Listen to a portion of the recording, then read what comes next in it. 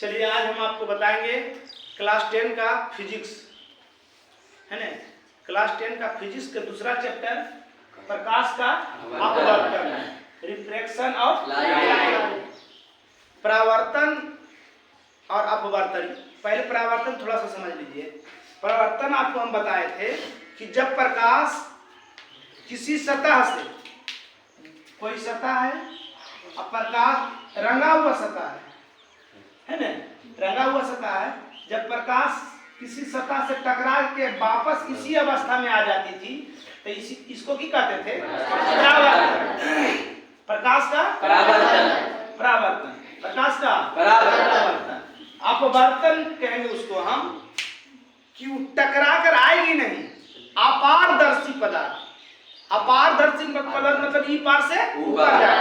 जब प्रकाश एक माध्यम से दूसरे माध्यम में प्रवेश करेगी तो अपने पथ से विचलित होते हुए आगे की ओर बढ़ जाती है, इसी को प्रकाश का अपवर्तन है ना। अब आ गया माध्यम है ना, क्या आ गया? माध्यम। तो हम आप पहले चैप्टर में ही बता दिए थे कि माध्यम दो प्रकार के होते हैं, एक विरल माध्यम होते हैं, एक सघन माध्यम होते हैं।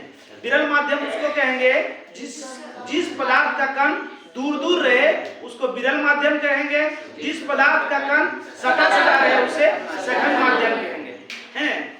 तो प्रकाश सघन से विरल में या विरल से सघन में, इस दोनों चीज को समझिएगा ने तो आपको समझ में आएगा प्रकाश के अपवर्तन के उदाहरण। जो 2 नंबर एकदम 100% पूछेगा, उस पर 2 नंबर कंफर्म पूछेगा, याद रखिएगा।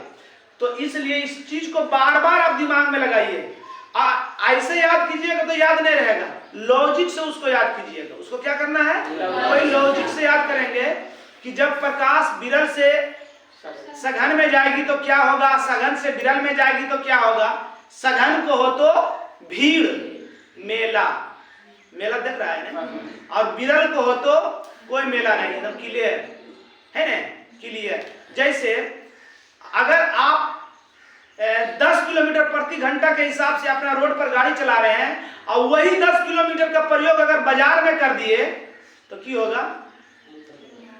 बुढ़वा के दल के धक्का मार नहीं बोलेगा कि नहीं? क्योंकि बाजार में जो है भीड़ रहेगी, आदमी की संख्या ज्यादा रहेगी तो सटा सटा रहेगी, मतलब सघन रहेगी। तो सघन में क्या होगा? प्रकाश का चाल कम जाएगा, कमेगा नहीं। फाका रोड पर साइकिल चलाओगे तो जितना स्पीड चला सकते हो, छुट्टा हाथ भी देखते हैं चलाता है, और वही छुट्टा हाथ अगर बाजार में चलाएगा तो पहले छुट्टा हाथ जैसी देखेगा उसको चलाते हुए ऐसी उस पर गुस्सा भरेगा, उसको ऑप्शन खोजेगा। अगर किसी को सट गया, धक्का मार दिया तो उसको दे देगा, कड़ा कदम दे देगा है ना, मुंह कान बैंड कर देगा। बात समझ रहे हैं? तो यहाँ पर समझना है कि प्रकाश विरल में क्या होती है, सघन में क्या होती है। तो आपको क्लियर रूप से बता दिए। आप मेला में गए, ठीक, आप मेला में गए तो मेला में भीड़ ज्यादा रहता है। पहले एक चीज और समझिए कि क्या बोले हम, प्रकाश जब विरल में जाएगी और सघन में जाएगी तो क्या होगा? विरल में प्रकाश की चाल, प्रकाशवा जो है तेज चलेगा, और सघन में प्रकाशवा धीमे धीमे चलेगा है ना, कम चलेगा। समझ रहा है ना? कारण क्या है? क्योंकि सघन में कण नजदीक रहता है और विरल में कण दूर रहता है। जैसे अगर आप मेला में गए अपने बच्चे परिवार के साथ, तो जहां पर भीड़ रहेगा तो देखोगे एक दूसरे के हाथ पकड़ ले रहेगा, कस के एकदम चिपकल रहेगा। मतलब आप मेन आदमी आप नहीं हुए तो आप आदमी हो तो आपके इर्द गिर्द पापा हाथ पकड़ ले रहेगा है ना। पत्नी भी आपके नजदीक में रहेगा। कब? जब पूरा मेला रहेगा। और जैसी सब फाका हुआ उधरुआ आपका हाथ छोड़ के अपने तुनुर जाते रहेगा, जाता है कि नहीं? समझ रहा है ना? अगर भीड़ में वैसे चलेगा तो आपको अनाउंस कराना पड़ेगा, और नहीं तो फिर गाना गाएगा कि दरोगा जी ने कैसे कहता, सोनपुर के मेलवा में धनिया हेरेले हमारा, होगा कि नहीं? ऑटोमेटिक। क्योंकि मेला एक ऐसा चीज है कि जब ही सब दूर आगे बढ़ने के बाद आप फिर खोजते रहिए ने, लाल ब्लू पियर तो ढेर सा साड़ी पहनने वाला औरत मिलेगा, तो सबको थोड़ी आप बोल दीजिएगा, नहीं बोलिएगा जी।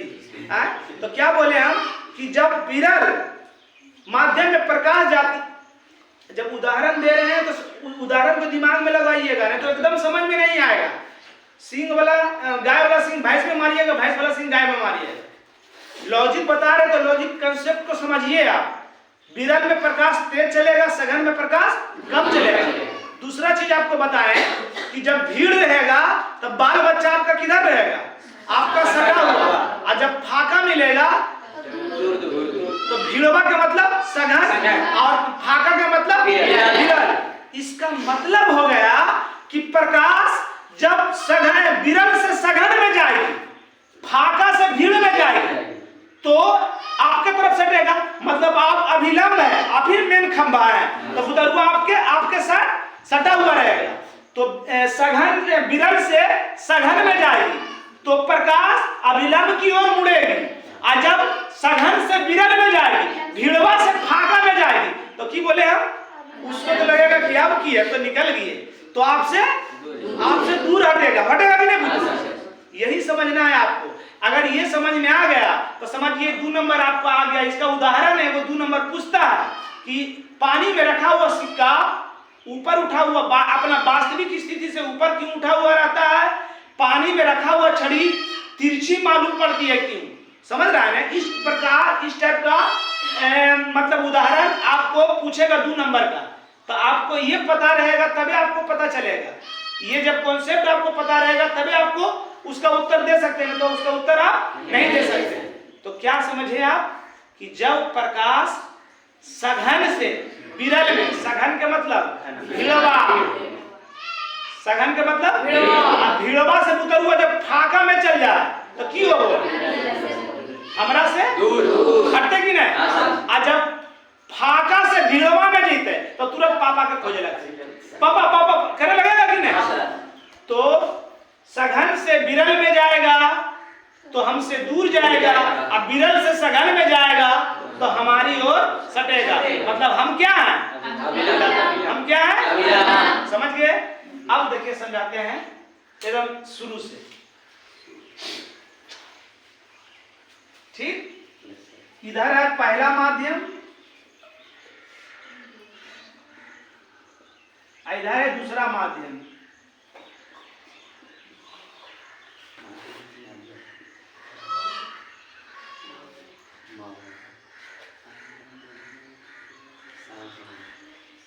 माध्यम है ना, पहला माध्यम दूसरा माध्यम है ना, पहला माध्यम दूसरा माध्यम।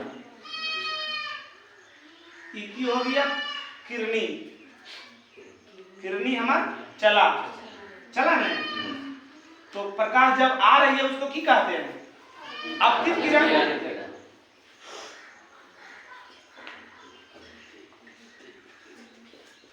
आपतित किरण, इसको जाना चाहिए किधर, जाना चाहिए किधर, इधर, मगर जाता नहीं है उधर। वो अपना वास्तविक स्थिति से क्यों होता है, मुड़ जाता है। अपना वास्तविक स्थिति से क्यों होता है, विचलित होता है। विचलित माने मुड़ना, मुड़ना नहीं लिखिएगा, विचलित लिखिएगा, है ना। जब प्रकाश एक माध्यम से दूसरे माध्यम में जाती है तो अपना वास्तविक स्थिति से विचलित हो जाती है। विचलित होने का मतलब मुड़ जाता है। जाना चाहिए उसको इधर, जाना चाहिए, मगर वो जाता नहीं है, जाता है इधर। इसी को हम लोग की कहेंगे, अपवर्तन। की कहेंगे, अपवर्तन। आई हुआ काल्पनिक अपवर्तन, काल्पनिक अपवर्तन, क्योंकि माध्यम चेंज हुआ है। माध्यम क्या हुआ, चेंज हुआ, एक माध्यम से दूसरे माध्यम में गया, तो वो अपना वास्तविक स्थिति से क्यों हो गया, मुड़ गया। इसी को की कहेंगे हम लोग, प्रकाश का अपवर्तन। परिभाषा की बोलेंगे, जब प्रकाश एक माध्यम से दूसरे माध्यम में जाती है तो अपनी वास्तविक स्थिति से विचलित होते हुए आगे की ओर बढ़ जाती है, जिसको हम लोग प्रकाश का अपवर्तन कहते हैं। समझ में आ गया कि जब प्रकाश एक माध्यम से दूसरे माध्यम में जाती है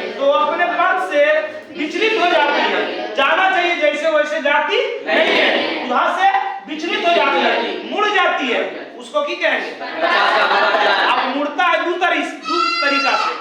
एक होता है कि अभिलंब से दूर हटेगा, एक अभिलंब की ओर सटेगा। तो अभिलंब से दूर हटेगा, अभिलंब की ओर सटेगा, उसका कॉन्सेप्ट आपको पहले हम बता चुके थे कि जब विलंब से सघन में जाएगी तो अपने अभिलंब की ओर मुड़ेगी, और जब सघन से विलंब में जाएगी तो अभिलंब से दूर हटेगी।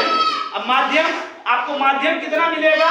एक नॉर्मली हवा मिलेगा जिसमें हम लोग चलते हैं, हवा में चल, और क्यों जी बोले हवा, उसके बाद इसी हवा के साथ ले लीजिए पानी, पानी के बाद लीजिए कांच, है ना, समझ रहे हैं? तो इससे ज्यादा ही सघन है और इससे ज्यादा ही सघन है।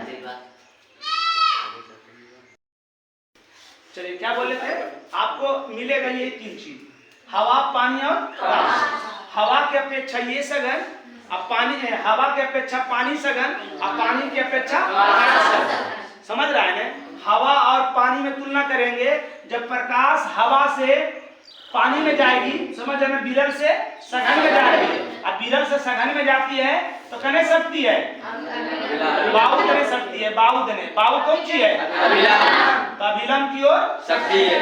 समझ रहे हैं? अब पानी से जा रही है कांच में, तो भी की जा रही है विरल से सघन में जा रही है ना? अब कांच से पानी में आएगी तो कांच की हो गया सघन, पानी की हो गया। तब बोलो सर, अभी तो आप बोले थे पानी है सघन, तो हवा के अपेक्षा पानी सघन है, मगर कांच के अपेक्षा पानी विरल है ना? इसका, इसमें चलना आसान है, इसमें चलना जरी सा कठिन है, इसमें चलना पूरा कठिन, इसमें तो चल ही नहीं पाओगे, चल पाएगा? तो इतना सटा हुआ है तो उसमें कैसे हम एडजस्ट करेंगे? पानी हम तो एडजस्ट कर लेते हैं, ज्यादा देरी नहीं चलते हैं, मगर कुछ दूर चलते हैं, समझ रहा है? इसलिए हवा के अपेक्षा पानी सघन और पानी के अपेक्षा, यही तीन चीज आपको आपके चैप्टर में मिलेगी। समझ गए? चलिए, प्रकाश के आप बर्तन समझ में आ गया। अगर आपको परिभाषा शुद्ध नहीं लिखने के लिए आता है तो हमारा पिछले साल वीडियो छूटा हुआ है, जो कलम से लिखा हुआ स्क्रीन वाला वीडियो है, उससे आप परिभाषा लिख सकते हैं, मगर समझना इसी से है। प्रकाश के अपवर्तन किसको कहेंगे? जब प्रकाश एक माध्यम से दूसरे माध्यम में प्रवेश करती है तो अपने पथ से विचलित होते हुए आगे की ओर चली जाती है, उसको क्या कहेंगे? प्रकाश का अपवर्तन। प्रकाश का अपवर्तन जो होता है दो तरह से होता है,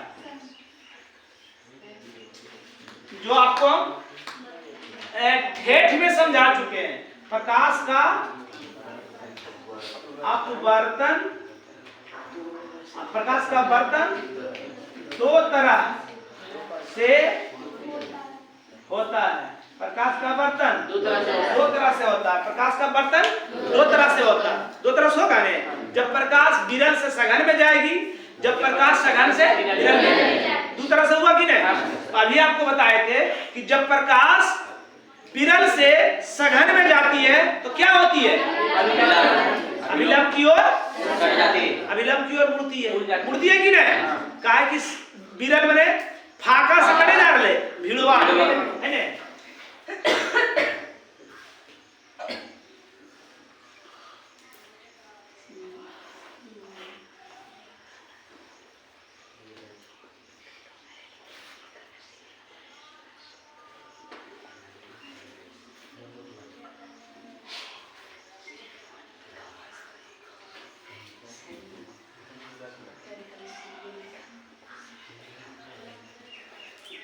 की हो गया?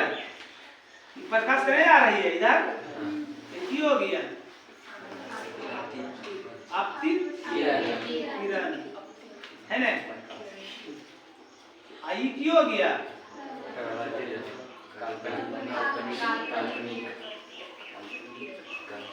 काल्पनिक अब कहा कि एक माध्यम में दूसरे माध्यम में आया, इधर कर लो विरल, इधर कर लो सघन। अपवर्तन,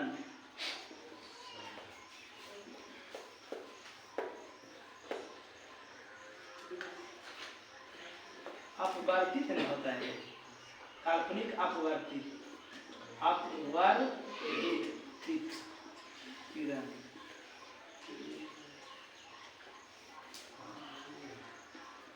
है ना, क्या है, प्रकाश आ रही है, इसका वास्तविक स्थिति होना ये होना चाहिए, मगर कैसे आ रही है, विरल विरल विरल को तो समझो हवा से पानी में आ रही है ना, हवा से पानी में आ रही है।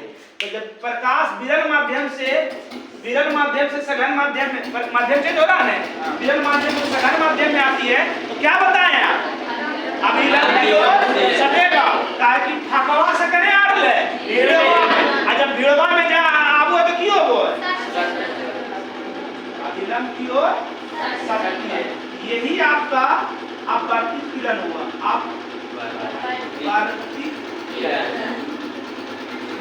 अपवर्तित किरण है ना, ये नहीं है मैं ये कौन सी आपका अभिलंब है, क्या है अभिलंब। तो आप जानते हैं अभिलंब और अपवर्तित किरण के बीच में अपवर्तन को इसको आई से इंडिकेट करते हैं, और अभिलंब और अपवर्तित किरण के बीच में अपरावर्तन नहीं बोलना, अपवर्तन बोलना है, वही वाला बोलिएगा, नहीं बोलिएगा।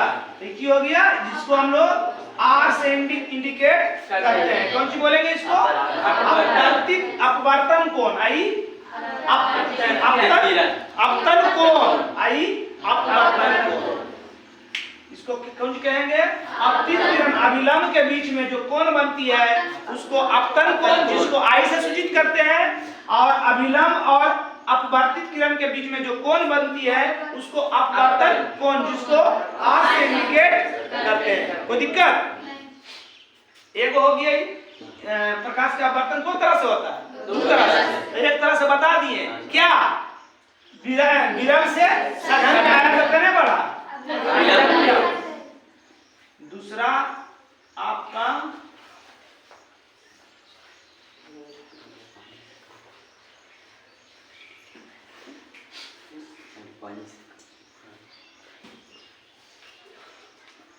विरल और सघन है ना, अभी कहने में जाना है, विरल से सघन में जाना है, तो विरल से सघन में जाती है तो क्या होती है,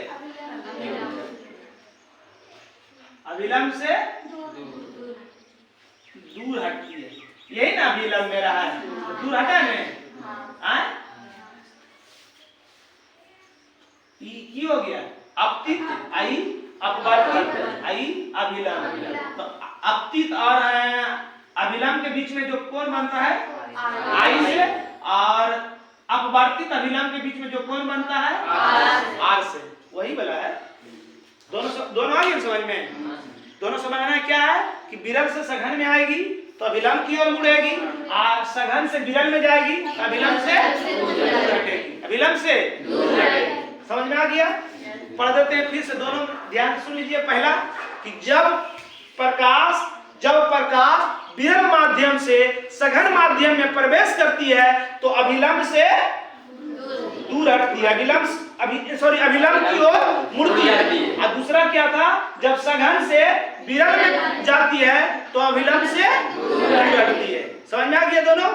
अभी दोनों का कारण क्या, कारण है भाई, क्या कारण है जो अभी एक विरल से सघन में आ रही है तो अभिलंब की ओर मुड़ रही है, और सघन से विरल में जा रही है तो अभिलंब से दूर हट रही है। कारण क्या है, तो कारण बताए थे ने कि सघन माध्यम में प्रकाश क्यों होता है, सघन में मतलब बजरा, बजरा में अगर साइकिलिया चलेगी तो क्यों होता है, क्यों होगा, क्या करा करेगा, धोती उती फाड़ के रुमाल करेगा, करेगा कि नहीं, समझ रहा है। तो सघन माध्यम में प्रकाश धीरे धीरे, अब विरल माध्यम में प्रकाश नहीं, आप पूरा टेंशन में क्या बात है, इतना अच्छा समझा रहे हैं, पूरा सटीक खड़ा रही है।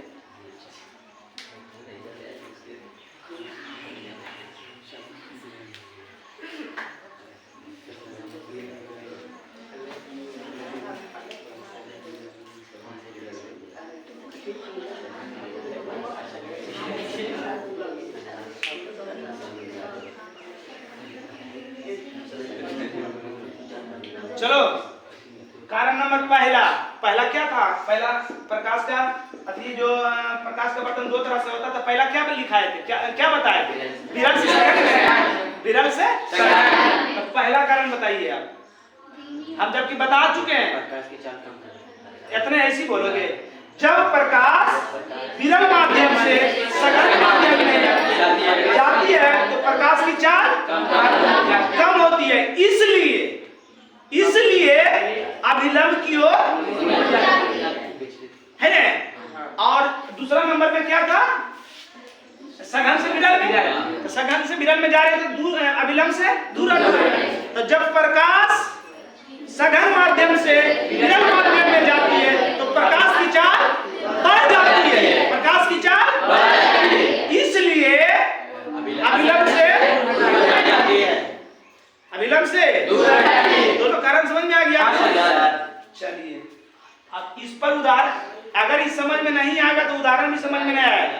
अब आप बिना हम पूरा समझाए हुए इसका उदाहरण आपको देंगे तो आप मिला जुला के 80% सही बोल दीजिएगा, मगर ये दोनों रहना चाहिए दिमाग में कि भिड़वा में की होला है, अब भिड़वा से फाकवा में जाइए तो बुतरुआ की करो है ना। कन्हैया कहाँ पर हेरावो है और कन्हैया कहाँ पर मिलो सटल हो है, समझ रहे हैं।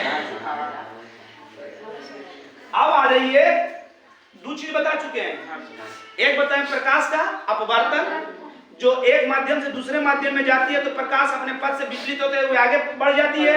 प्रकाश के अपवर्तन दो तरह से होते हैं, विरल माध्यम से सघन माध्यम में जाती है तो अभिलंब की ओर, और जब सघन माध्यम से विरल में जाती है तो अभिलंब से दूर।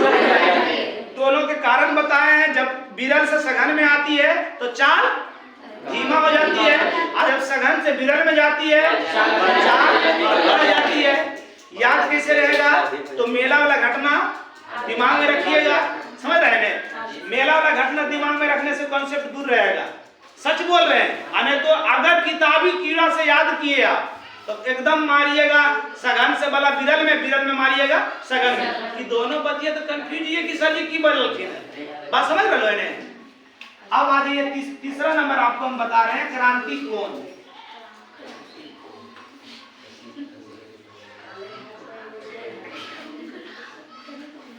क्रांति कोण, क्रांति कोण।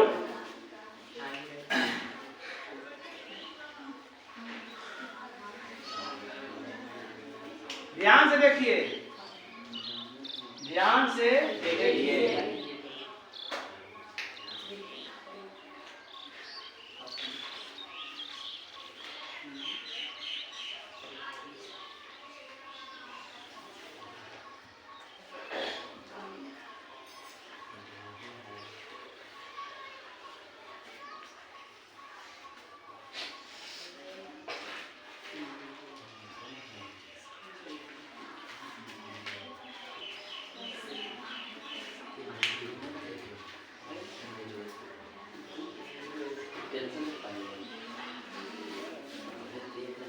चलो देखिए उधर क्रांति कोण।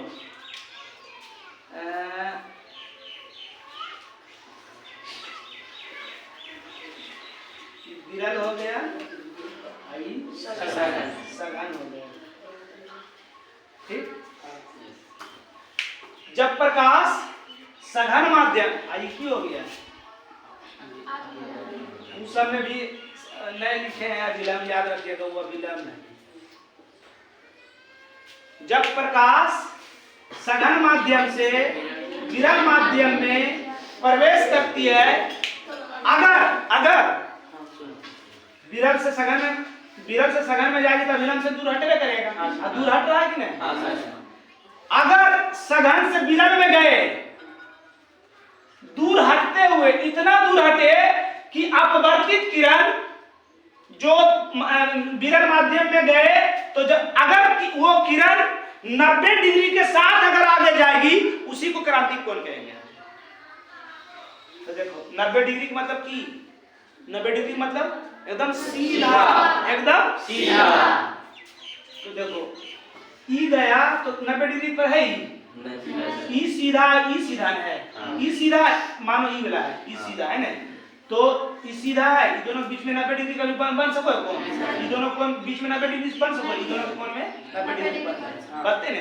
तो की बोले, जब प्रकाश, ध्यान से सुनिए, जब प्रकाश सघन माध्यम से विरल माध्यम में जाती है तो अपवर्तित होती है, तो 90 डिग्री के साथ यदि किरण अपवर्तित होते हुए चली जाती है, उसी को की कहेंगे? क्रांति।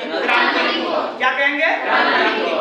फिर से क्या बोले, जब प्रकाश सघन माध्यम से विरल माध्यम में जाती है, सघन माध्यम में विरल माध्यम में प्रवेश करती है, तो यदि अपवर्तित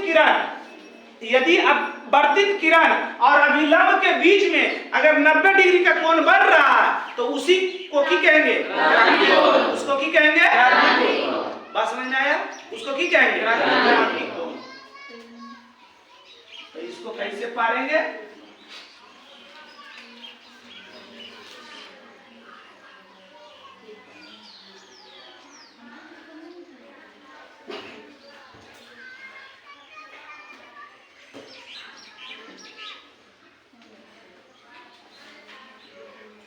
हो गया अभी यही हो गया हमारा अपवर्तित।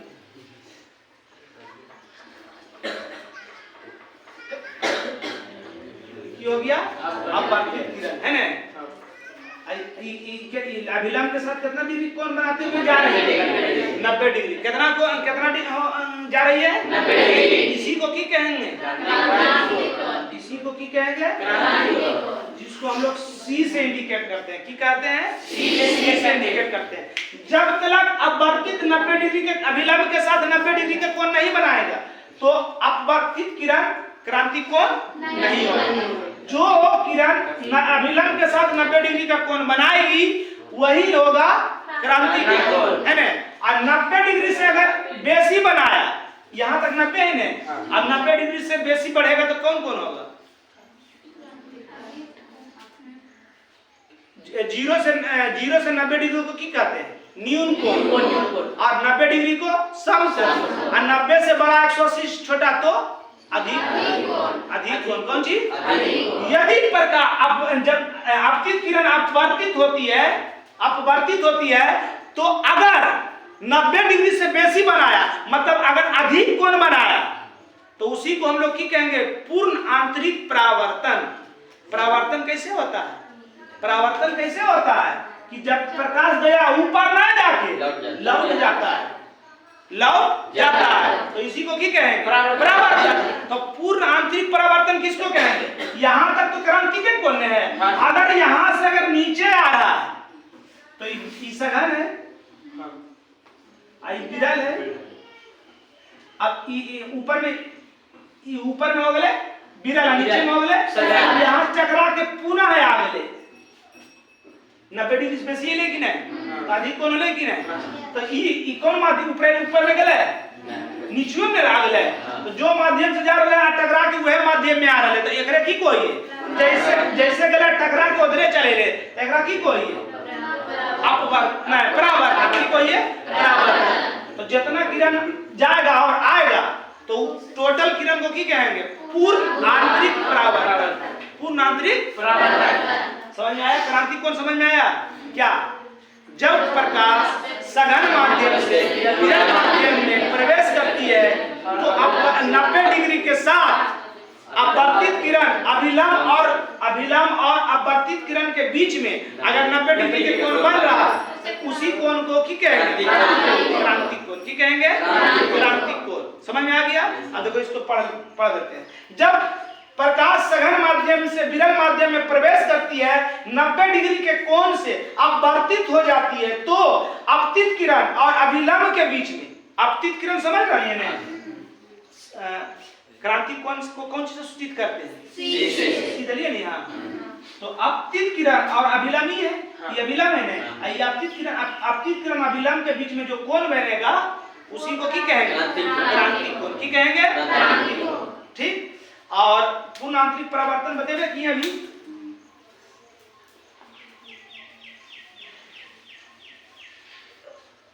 पूर्ण आंतरिक परावर्तन।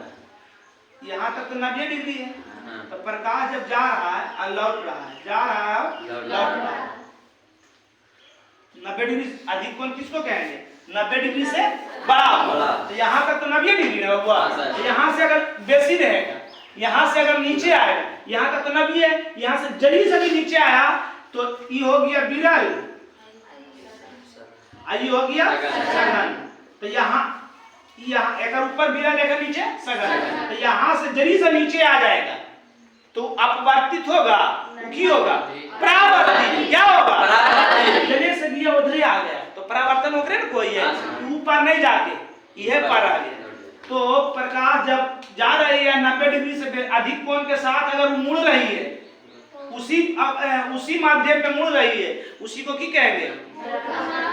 पूर्ण आंतरिक परावर्तन। सुनिए, जब प्रकाश की किरण क्रांति कोण से अधिक कोण, ये क्रांति कोण रहा, क्रांति अधिक कोण किसको कहेंगे? वो करनी 90 डिग्री से नीचे है ना, 90 डिग्री से बड़ा क्रांति कोण है ना, क्रांति कोण से अधिक कोण द्वारा सघन माध्यम से विरल माध्यम में प्रवेश करती है तो अपवर्तित नहीं होगा, परावर्तित हो जाता है। अपवर्तित मतलब जब माध्यम चेंज होगा तब ना अपवर्तित होगा, जने गया उसी माध्यम में लौट जाती है, अपवर्तित नहीं हो जाती, वो की होती है? परावर्तित होती है। इसी को की कहेंगे हम लोग? पूर्ण आंतरिक परावर्तन। पूर्ण आंतरिक परावर्तन। समझ गए? चलो आज यहीं तक रह दीजिए। इतना तो आप अपना मन से जो बताएं अपना मन से लिख के कर लाइएगा, हम आपको आप कॉपी पे देखेंगे, है ना? सब में लिखिए, रफ में लिखिएगा। सब के लिए आपको बताएं हम कि पिछला साल देखिएगा प्ले लिस्ट ने कहा है, प्ले लिस्ट में होगा प्रकाश का अपवर्तन, वहां से आप उतार सकते हैं। क्या क्या बना के लाना है? प्रकाश का अपवर्तन किसको कहेंगे? प्रकाश का अपवर्तन दो तरह से होता है, कारण क्या है? क्रांति कोण किसको कहेंगे? पूर्ण आंतरिक कोण किसको कहेंगे? है ना? सब पूर्ण आंतरिक परावर्तन किसको कहेंगे? पूर्ण आंतरिक परावर्तन। दोहरा दे एक बार, लिख लेगा नहीं? हाँ चलो ठीक। आज का क्लास यही समाप्त हुआ। जय हिंद, जय भारत।